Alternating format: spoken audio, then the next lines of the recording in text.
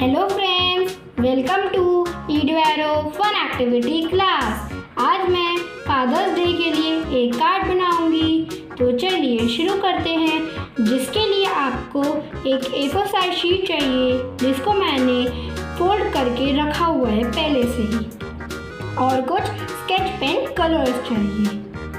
तो चलिए हम बनाना स्टार्ट करते हैं। देखते हैं मैं कैसे बनाती हूँ।